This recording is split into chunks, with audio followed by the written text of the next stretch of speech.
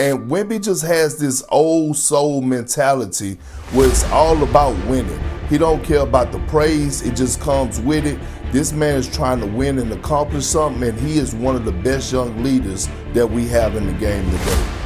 The San Antonio Spurs just walked into Detroit against the team with the best record in the entire NBA and won by 11. Out to Castle, lob it up top! Exclamation point for Wembanyama. And honestly, it wasn't even that close.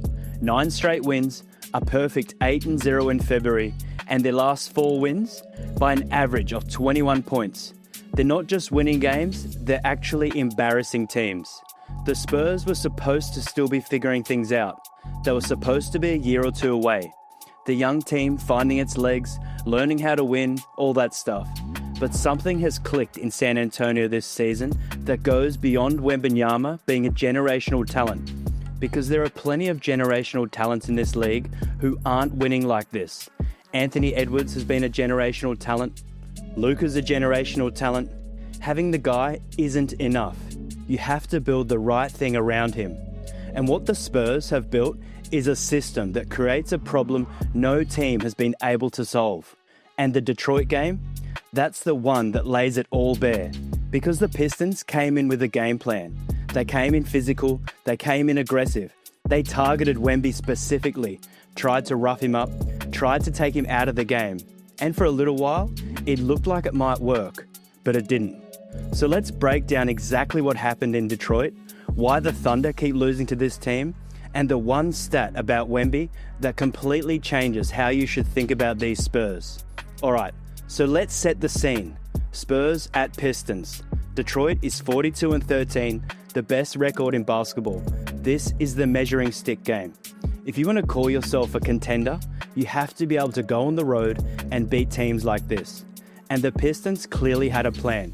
From the opening tip, they were physical with Wembanyama. Body shots, hard contests, not giving him any easy looks. They were daring him to beat them as a scorer, and in the first half, his efficiency dipped. The numbers weren't great, and if you were a Pistons fan watching that first quarter, you're feeling pretty good about how the strategy went. But here's the problem though, and this is what makes the Spurs so terrifying. When you commit that much defensive attention to Wembanyama, when you're sending extra bodies at him, when you're loading up on his side of the floor, the rest of the court opens up, and the Spurs have guys who can make you pay for that. Real shooters, not guys who can hit an open 3 once in a while, guys who will bury you if you leave them alone. Devin Vassell went nuclear. 28 points, 7 threes. He was unconscious. And the thing about Vassell is, he's not a streaky shooter who gets lucky sometimes. He's a legit scoring option. When teams help off him to deal with Wemby, they're leaving a guy who can put up 28 on you without breaking a sweat. Julian Champagnie added 17 with 5 threes of his own. Between the two of them, they went 9 for 12 from 3 in the first half alone. The Spurs as a team shot 45% from the deep on the game.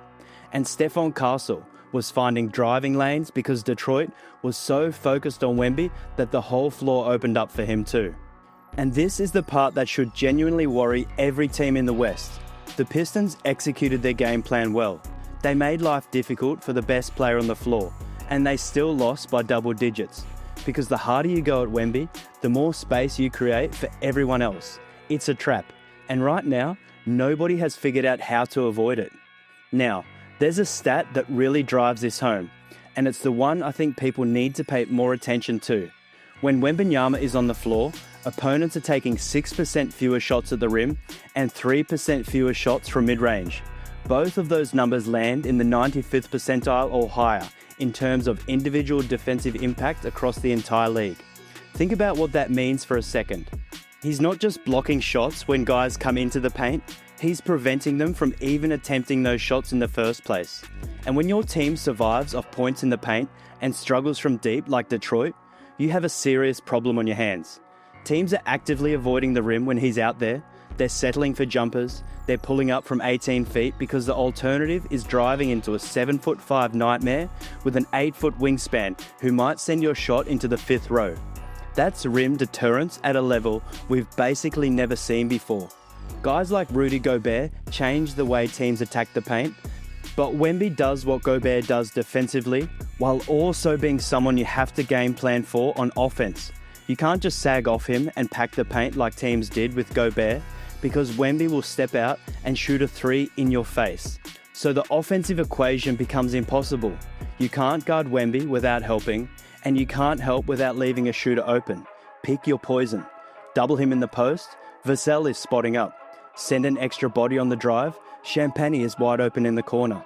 Stay home on the shooters, cool. Now it's one-on-one with Wembanyama, and good luck with that. Vassell's 28-point explosion wasn't a fluke. It was the logical outcome of a defense that was too focused on stopping Wembanyama. And here's the part that shows you how smart Wemby is. In the fourth quarter, when the Pistons were still throwing bodies at him, he stopped forcing it.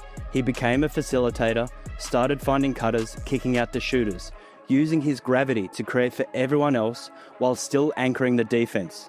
He finished with 21 points, 17 rebounds, and 6 blocks.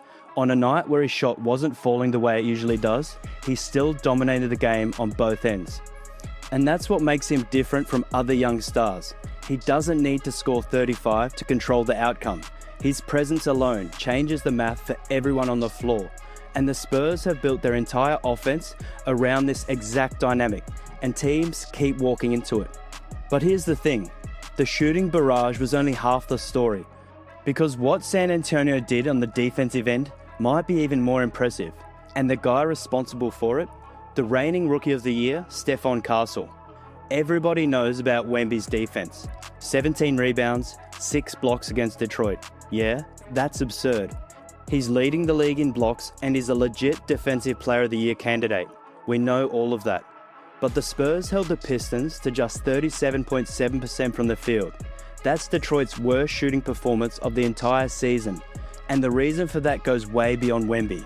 Stephon Castle. Castle drew the assignment of guarding Cade Cunningham. Now, think about that for a second. Cade is an all-star and is in MVP caliber form. He's been the best player on the team with the best record in basketball. He's the engine that makes everything go in Detroit. And Castle absolutely smothered him. And watch this play here. Castle blocks Cade on one end, recovers the ball, takes it the full length of the floor, takes it down the lane, and finishes through contact for the and one. Cade finished with 16 points on 5 for 26 shooting. That's a 19% clip from an all-star in his own building. Castle's length, his motor, the way he stays attached to his man through screens and switches, it was suffocating. Cunningham couldn't create any separation, couldn't find a rhythm all night. You could see the frustration building as the game went on, and the beautiful thing about Castle is he's doing this in his second year. He's 21 years old and he's shutting down all-stars. That is not normal. Oh, and he also dished out 11 assists. So it's not like he was just out there playing defense and contributing nothing on offense. He was running the show, making plays for teammates and locking up the other team's best player all at the same time. That kind of two-way impact from a young guard is incredibly rare. And this is where the Spurs' defensive structure becomes really scary. Because the way Mitch Johnson and his coaching staff has set things up, it's a two-layer system. You've got Castle and the perimeter guys applying intense pressure on the ball. They're getting into guys, making every dribble hard, taking away clean looks. And the reason they can be that aggressive is because they know if their man gets past them, Wembanyama is sitting back there waiting. He turns aggressive perimeter defense from risky into suffocating. Because even if you beat your man off the dribble, you're running into a 7'5" shot blocker at the rim. And the numbers back it up. 3rd in the NBA in defensive rating, 2nd in defensive rebounding percentage. This isn't a team that just gets by on talent alone. There's a real defensive identity here, and it's rooted in the same principles that made the Spurs a dynasty for 2 decades. Different players, same DNA. Castle is making a real case for all defensive team, and he's only going to get better. Pair that development with Wemby anchoring the paint, and this defense has the kind of ceiling that wins championships. The Pistons found that out the hard way, and they're not the first team to leave a game against San Antonio wondering what the hell happened. So the Spurs can shoot you out of the gym, they can lock you down defensively. That's already a nightmare matchup. But there's a third layer to this team that might be the scariest part of all, and it showed up every single time they faced the defending champions. Look, Beating Detroit on the road is a statement win, no question. But if you want to know whether a team is built for the playoffs, you need to see consistency against elite competition. And the Spurs season series against Oklahoma City is where this goes from impressive to genuinely alarming for the rest of the league. 4 wins in 5 games against the reigning champs. And the biggest one, the one that really announced the Spurs to the basketball world, came in the NBA Cup semi-finals back in December.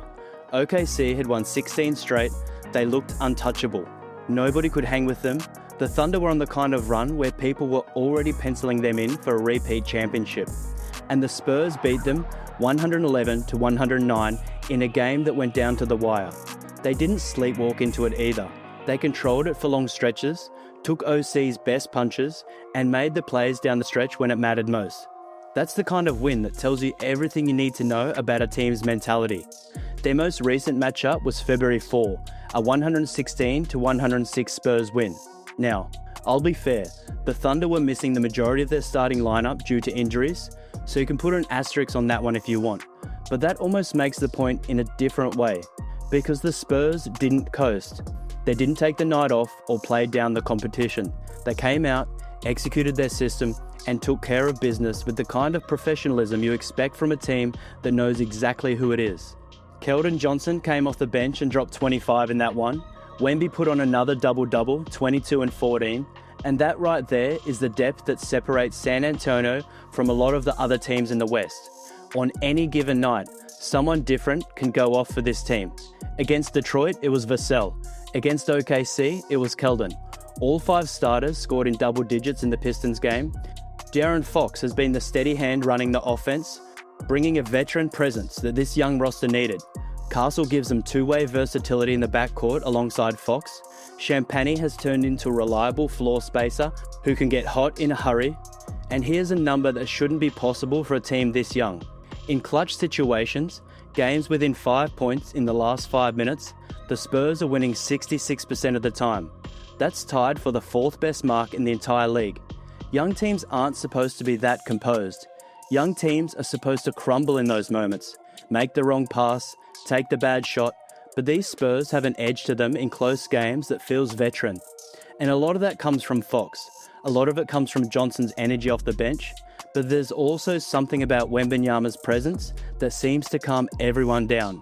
When you've got a 7'5" safety blanket who can bail you out on defense and create a good look on offense at any moment, it changes the way a team carries itself. There's a confidence there that's hard to manufacture. The OKC series proved the Spurs can go toe-to-toe with the champions and come out on top more often than not. The Detroit game proved they can walk into the toughest environment in the league and dominate. And the February winning streak, 8-0, with their last 4 wins coming by an average of 21 points, proves that this team is peaking at exactly the right time. But here's what really gets me about this Spurs team. Wemby is 22 years old, Castle is in his 2nd season. This core is going to be together for a long time, and they're going to keep getting better. What we're watching right now isn't even the final version of this team. And yet, right now, today, nobody in the NBA has figured out how to beat them consistently. You can try to get physical with Wemby, and their shooters torch you from 3. You can try to run your offense through your best player, and Castle shuts him down. You can try to outpace him in transition, and Fox matches your speed while Wemby covers everything at the rim. There's no clean answer. They rank 7th in offensive rating, 3rd in defensive rating, and 4th in net rating. They're elite on both ends of the floor, and they close out tight games. That's the profile of a championship team. They're 41-16, 2nd in the West, 9 straight, and they're still getting better. So what do you think? Can the Spurs go all the way this year? Comment your take below. Remember to hit the like and hype buttons, subscribe to the channel, and maybe check out one of these videos on your screen now.